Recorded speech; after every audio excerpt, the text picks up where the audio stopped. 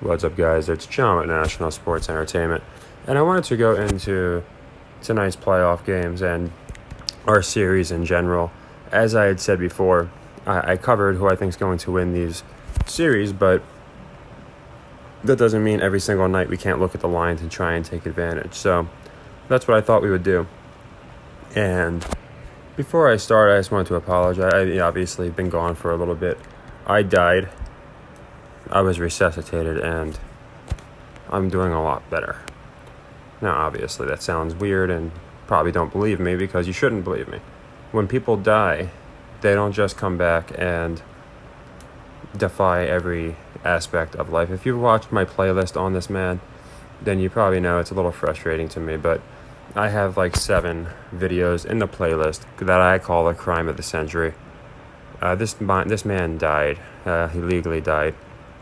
And they've walked everything back since then because they realized if he died on the field and they had to resuscitate him, then there's a lot of things that just wouldn't make sense. So he's, of course, there's no like giant announcement or coming out by Damar.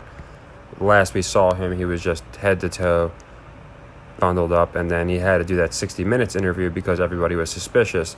So they had some guy do this 60 Minutes interview, and then nothing, and then all of a sudden, hey, I'm ready to play football again. So again, it's just a joke, the fact that people are buying this, people are believing this, that a gentleman could, go into a coma because of a hit just a few months ago and breaking ribs and all of these things, and suddenly he's just ready. So they're going to tout this comeback story, but I'm just saying I wouldn't be fooled by this for a second. I don't see who actually believes this is Damar. I don't see how anybody could believe it, especially if they've been watching, if you guys have been doing your own research, which most people watching my channel do. You've already done your own research, and you've come to the assessment that they are full of shit. So I just thought I'd cover that. We have a couple interesting things going on that I saw in the news. I swear every time I just kind of take a couple mental days, I come back, and it's like some crazy things have happened. There was something that happened in basketball, too. I think it was... I went over the Mavericks getting sued for being just being incompetent, which is pretty funny. But yeah, we have some interesting things happening just across the leagues. So tonight we got Hawks Celtics, and I actually in this game I do like the Celtics for the cover here. I think 10 points is kind of heavy. I was looking at the spread, and the Celtics were at home the last game, and I think it was like 8. It doesn't sound insane, but still, it's weird that they moved it 2 more. It just seems like a game where I think people are going to be on Boston, but not enough. Like, for 10 points, it's just kind of odd to me. So, while I think people might be on Boston, I don't think they're going to be on them, slamming them minus 10. So, I do like the Celtics here for the cover. I think a lot of people might be expecting, the Hawks to keep it close, and I just don't think they will. Then we got Knicks Cavs here. And this one's great because the Knicks just did a great job, doing a pretty decisive win against the Cavs. They were up by a good bit in the fourth, and then it wound up getting narrowed, but they still won the game. And I think people might take them for the upset value here. And I do have them winning the series. If you watch my bracket video, I do think it makes more sense. But I do also think that the Cavs are going to win this game. So I do think the Cavs will win this game, and I think they'll cover as well. I think more people are going to be taking the Knicks. They just won, and like I said, I do think the Knicks are a fresh team. I do think they certainly could win the series, but I think in this particular game, the Cavs are going to get it back, and I like them to cover. So I like both favorites to cover, and here, I like the Clippers to cover. I do think the Suns will probably win a close game, but I see this game going 7 games. This series. I see this being a very close series.